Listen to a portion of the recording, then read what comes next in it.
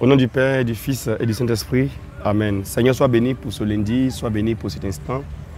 Louange et gloire à toi pour la vie et le souffle de la vie. Nous t'invitons à être présent durant ce temps d'émission. Le berger vous parle. Inspire-nous, parle-nous et pousse-nous à la parole pour édifier ton peuple et que ton peuple en soit guéri. Que ta grâce descende à profusion et que la vie soit répandue dans le nom du Père et du Fils et du Saint-Esprit.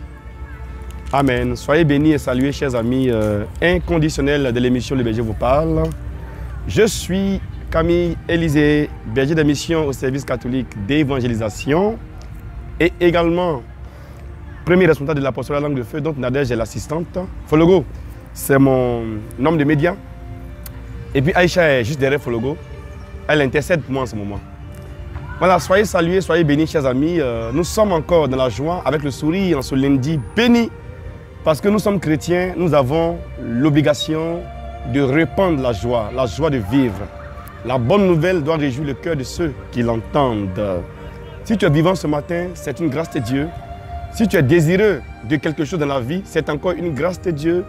Si tu as reçu déjà quelque chose en ce lundi midi, c'est encore une grâce de Dieu.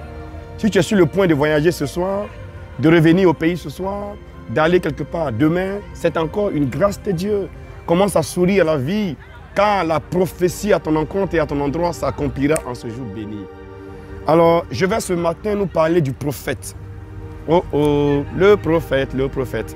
On va parler un peu du prophète et j'espère que nous comprendrons bien ce que Dieu attend de nous et ce que Dieu entend dans son esprit par prophète et par prophétie. Alléluia. On va lire la Bible qui est notre boussole et on va écouter ce que Dieu nous déclare par la bouche de Jean, l'homme de révélation, par excellence, parce qu'il a vécu avec Jésus. Ce qu'il a dit en Apocalypse chapitre 19, verset 9. C'est ça, non? Il est écrit ceci ici. 9 à 10. L'ange me dit alors, écrit, 2 points. Heureux les invités au festin des noces de l'agneau. Point. Heureux les invités au festin des noces de l'agneau. Point. Et il ajouta, 2 points. Ce sont là les paroles authentiques de Dieu. C'est quoi les paroles authentiques de Dieu? C'est que ceux qui sont invités au festin de l'agneau sont heureux et doivent être heureux. Verset 10.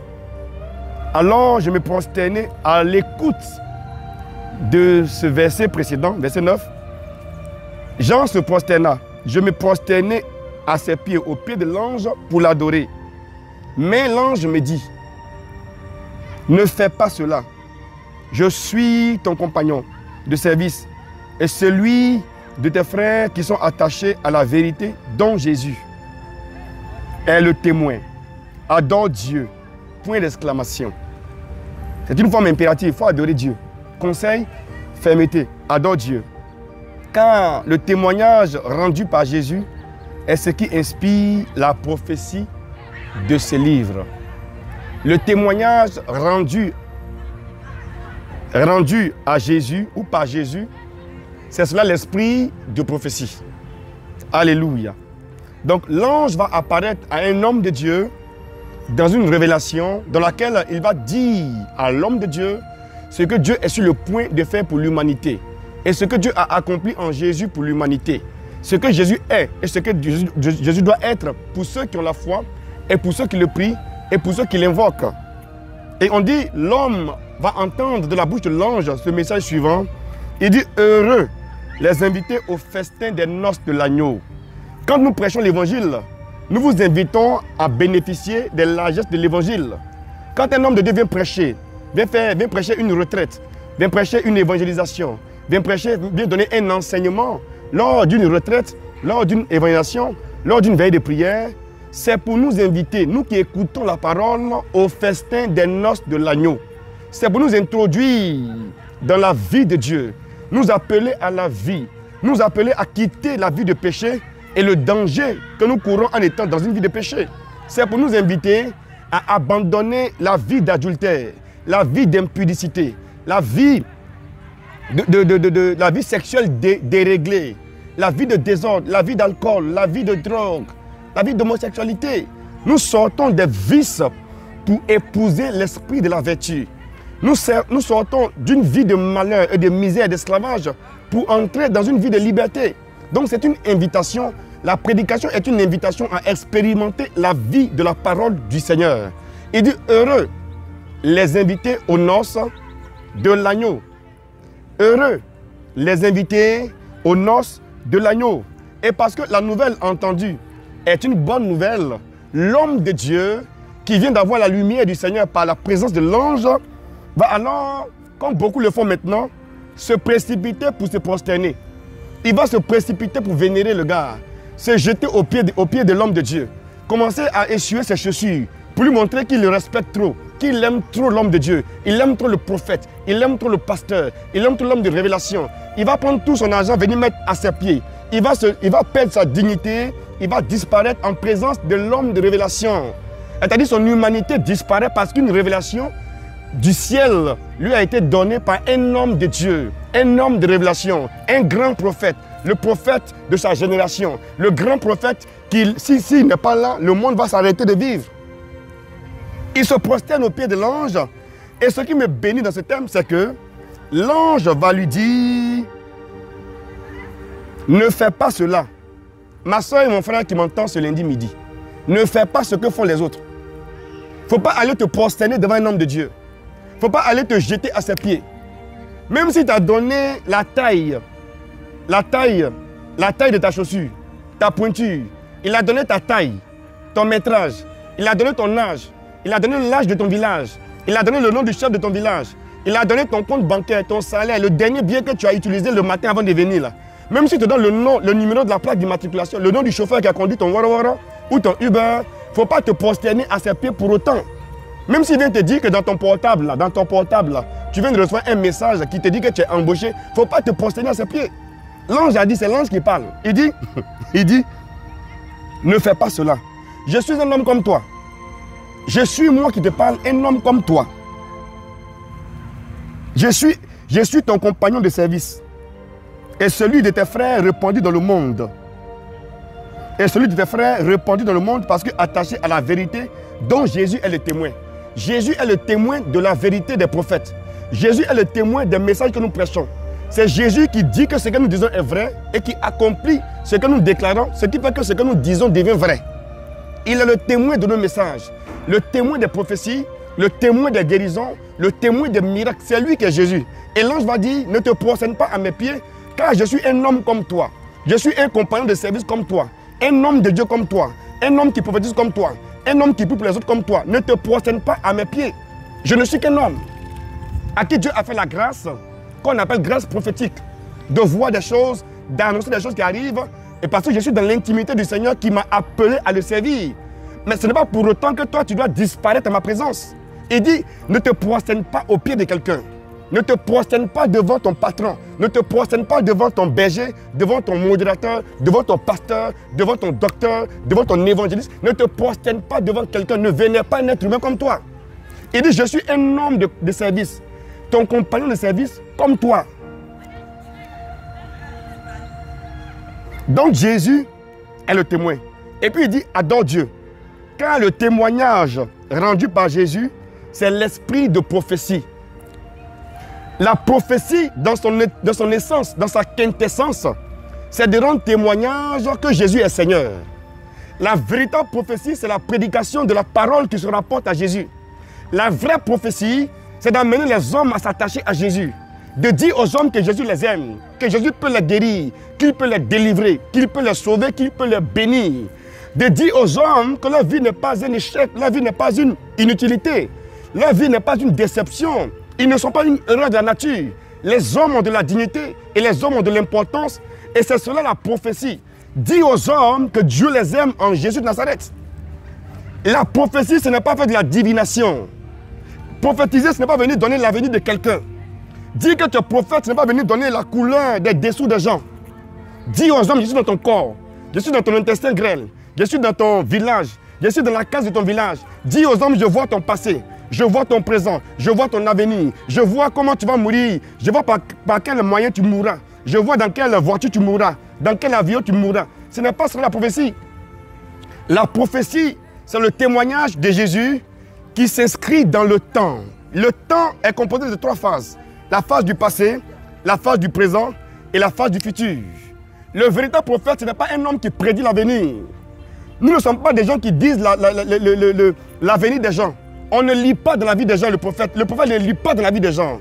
Ce n'est pas celui qui vient dire ton péché. Le prophète t'invite à rencontrer l'amour de Dieu.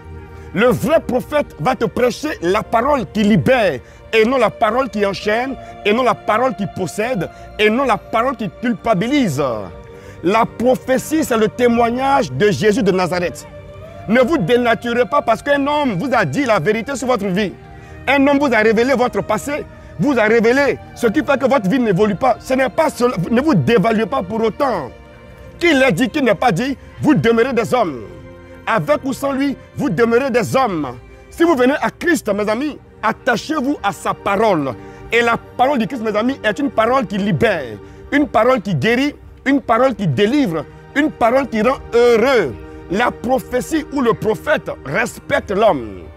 Il respecte les règles. Il dit ce qu'il faut à l'homme pour que l'homme sorte de son péché. Il dit ce que l'homme représente pour Dieu, ce que l'homme représente pour la parole, ce que l'homme doit devenir au contact de la parole de Dieu. Donc le vrai prophète invite les hommes à devenir amis de la parole, en devenant amis de Dieu, en quittant le péché, en quittant l'esclavage, en quittant la manipulation. Mais beaucoup de nos jours se prosternent devant des hommes. Beaucoup de nos jours se déculottent. Beaucoup de nos jours, ils vont s'oublier. Se jeter au pied de Nadège. C'est ma mère spirituelle, je dois l'honorer. Tu n'es pas en train de l'honorer, tu es en train de l'exposer et de la conduire au purgatoire. Tu la conduis à l'enfer. Comment tu peux honorer un homme au point que toi-même tu disparais? Quand tu es à l'église, là-bas tu ne te prosternes pas. On dit fais génuflexion, tu n'es pas prêt.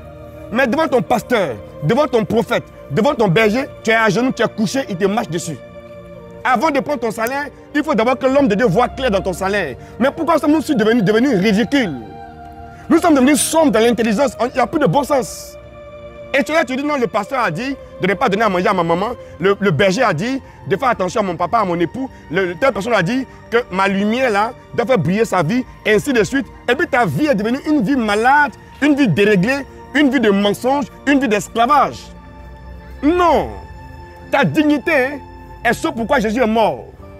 Ta dignité est ce pourquoi Jésus est mort. Tu as de l'importance, tu as de la valeur, tu as de la dignité. Ne te dévalue pas aux pieds des hommes. Tu te prosternes pour qu'il te marche dessus. Avant de faire quoi que ce soit, c'est lui. Avant de tousser, c'est lui. Avant de rire, c'est l'homme de Dieu. Le prophète d'abord doit voir clair dans ta voiture. Il doit voir clair dans ton patron. Il doit voir clair dans ta copine. Il doit voir clair dans ta fiancée. Il doit voir clair dans ta belle famille. Le prophète doit d'abord voir clair avant que toi tu ne vives. Pourquoi tu es mort, un cadavre ambulant? Dieu te donne la vie et tu confies ta vie à un mortel comme toi. Dieu te donne la grâce et tu confies ta grâce à un mortel comme toi. Tu te prosternes aux pieds de l'ange. L'ange dit, arrête-moi ça. Mais de nos jours, les nouveaux prophètes émergents, les prophètes modernes, en Afrique surtout, ils ne respectent plus les gens. Tu vois femme des gens. Elle est ta maman, elle est même ta tante. Ma fille, ça va? Je n'aime pas ça. Et tu cries. Tu manques d'éducation. On ne peut pas, au prétexte de l'esprit de prophète, être irrespectueux, dénaturer les gens, écraser les gens, dévaluer les gens, sous prétexte qu'on a l'onction des prophéties. La Bible nous parle. Elle dit par la bouche de l'ange, ne te prosterne pas à mes pieds. Il ne faut pas être malade mental, il ne faut pas être bête. Demeure debout, demeure droit, car ta dignité se trouve dans ton humanité. Et Dieu révèle véritablement ta dignité en te rendant pleinement et totalement humain. Beaucoup vivent comme des malades. Ils vivent comme des gens qui n'ont pas de cervelle, qui n'ont pas de bon sens, qui n'ont pas de dignité et qui n'ont pas de cœur. Et il nous faut annoncer aujourd'hui aux hommes par la prédication que l'homme est important. Sans l'homme, il n'y a pas d'évangélisation. Si tu n'existes pas, le prophète n'a pas sa raison d'être. Il est là pour t'annoncer le message de Dieu pour toi. La volonté de Dieu pour toi. Cette volonté-là va te relever et non te rabaisser à ses pieds. Et non te faire dépendre de lui et non te faire l'amener à te spolier, à te voler, à t'appauvrir, à te rendre indigne, à te rendre inutile.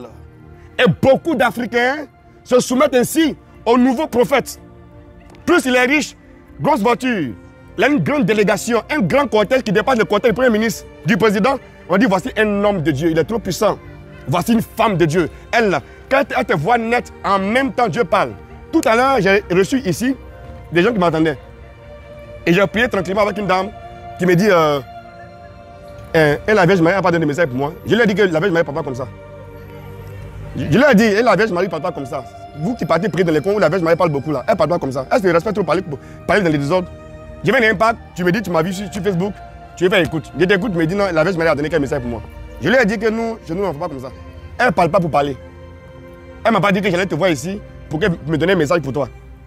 Prions, on a prié, tu as fini de prier, va faire ta messe, va te confesser. Voilà. Faut arrêter une révélation. Je lui ai dit en souriant, mais le message est passé. Parce qu'on l'a empoisonné avec des messages de... Quand tu pries, la Vierge doit forcément parler. Quand tu pries, un ange doit forcément apparaître. Quand tu pries, quand tu scies. Non. C'est de la manipulation qu'il faut dénoncer et qu'il faut détruire. Il faut dénoncer et détruire. Dieu n'est pas dans la manipulation, dans l'esclavage, c'est quoi cette connerie là? Que la Vierge Marie a parlé, elle a dit quoi? Je lui ai dit qu'elle n'a rien dit. Elle ne m'a rien dit pour toi. Et puis elle ne parlera pas aussi. Elle ne parle pas dans le désordre comme ça. Alléluia. Dans la Bible, la Vierge a parlé combien de fois aux gens? Dans la Bible, Jésus là, l'ange lui a parlé combien de fois? Mais de nos jours, l'ange parle trop aux gens. Dieu parle trop aux gens. Et les gens ne peuvent plus vivre sans entendre la voix de Dieu. Si tu veux savoir ce que Dieu déclare, il faut prendre ta Bible. Même Jésus, qui est le plus grand des prophètes, quand il est venu du désert, il a demandé qu'on lui donne la Torah, la loi, le livre de la loi. Il a demandé et il a ouvert, où il était écrit, l'Esprit du Seigneur est sur moi parce qu'il m'a consacré par l'onction pour un bon prophète agir. Il n'est pas là pour prédire l'avenir des gens. Il n'est pas là pour voir ce qui ne va pas dans ta vie. Il doit te dire que Dieu t'aime et Dieu veut te sauver. C'est tout. Alléluia. Un prophète n'a pas besoin d'une fonction particulière. Tu as juste besoin d'être un être humain qui croit en Dieu. Et Dieu qui va venir en toi va t'amener alors à vivre une vie heureuse, une vie épanouie sur la terre. Et ta destinée sera garantie par la vérité du témoignage du témoin, qu'est le Christ lui-même. La vie que tu vis aujourd'hui peut réussir. La journée que Dieu te donne aujourd'hui peut réussir. Cette semaine peut encore réussir si tu décides de te lever comme un prophète à qui la parole de Dieu annonce la vérité de la marche dans la démarche. La marche dans la démarche. Ta vie marchera quand tu alors commenceras à avoir une démarche qui va dans le sens de la parole de Dieu. Et dans cette démarche-là, il ne faut pas te prosterner devant un ange. Ne te prosterne pas devant un prophète. Je vois des gens qui souvent, ça me choque moralement et mentalement. Ils vont venir faire du zèle. Ils exagèrent dans leur dévotion à leur père spirituel, à leur mère spirituelle. Mais c'est grave. Ce que tu ne fais pas à ton papa à la maison, à ta maman à la maison, tu vas le faire à l'église. Tu les mets à genoux. Ils se mettent à genoux. Pour aller donner offrande à leur papa spirituel, ils se mettent à genoux. Mais quand les blancs nous regardent, même, ils sont dépassés. Quand les païens voient ça, ils sont dépassés. Les païens ne font pas ça. Même à l'église, à la messe dimanche, on ne fait pas ça. Quand le curé te reçoit dans son bureau, tu le salues normalement. Il te respecte, tu es digne. Tu vas voir un imam, il te respecte, tu es digne. Même dans les loges maçonniques, on t'amène à respecter les gens là-bas. Mais quand on est dans le christianisme maintenant, on est devenu des malades, on est devenu des fous. L'ange a dit, ne fais pas ça, il ne faut pas te prosterner. Crois seulement et crois en Dieu. Ta croyance en Dieu va t'amener à voir que Dieu agit dans le prophète. Mais c'est Dieu que tu cherches et non le prophète. C'est Dieu que tu cherches et non le prophète. Si le prophète te dit un truc qui n'a pas de rapport avec Jésus et qui a un rapport avec les féticheurs, avec les sorciers de ton village, avec ta grand-mère, avec ton grand-père, il faut le quitter, il faut le fuir. Parce qu'il n'est pas en train de témoigner de Jésus. Il est en train d'accuser ta belle-mère, ta grand-mère, ton grand-père, ton mari, ton patron, ton collègue. Tout ce qui est accusation n'est pas de Dieu. Tout ce qui est accusation dans la prophétie n'est pas de Dieu. On va te dire non, c'est Forogo qui est contre toi. C'est Claude qui est contre toi. C'est Carmen qui est contre toi. C'est Nadège ou Natacha qui est contre toi. C'est Camille qui est contre toi. Donc il faut te méfier de lui. Ça, ce n'est pas une prophétie. Ce n'est pas une prophétie. Ce n'est même pas prophétiser ça. Pour dire demain, un tel va te rencontrer, il va te dire ceci. En fait, fais attention, il te blague. Ce n'est pas une prophétie. La vraie prophétie, et c'est ma chute, va t'amener à rencontrer Christ. et t'amener à vivre une vie qui honore vraiment le Christ. Si ce lundi midi, tu m'as écouté et entendu, que Dieu te bénisse, ce n'était pas un message orienté contre quelqu'un, mais c'est un message orienté contre le désordre. Dieu, dans la prophétie, te relève et te rend digne. Il te donne toute ta dignité et te permet de vivre heureux avec les humains. Le respect de Dieu va t'amener à respecter l'homme, mais tout en gardant ta dignité. Le respect de Dieu va t'amener à respecter l'homme tout en respectant ta dignité. Si tu ne te respectes pas, laisse-moi te dire que toute la vénération que tu vois à ton père spirituel, à ta mère spirituelle, là, est une abomination devant le plus grand des prophètes, qui est le Christ. Jean-Baptiste a vécu simplement dans la société. Quand il était question d'annoncer aux hommes la prophétie, il a dit, voici l'agneau de Dieu, celui qui enlève le péché du monde. Voici l'agneau de Dieu, celui qui enlève le péché du monde. C'est ça le vrai prophète. Il nous montre l'agneau de Dieu. Il ne va pas venir te montrer ton compte bancaire, venir te montrer les sorts de ton village. Ce n'est pas ça le prophète. Alléluia. Alléluia. Dieu te bénisse.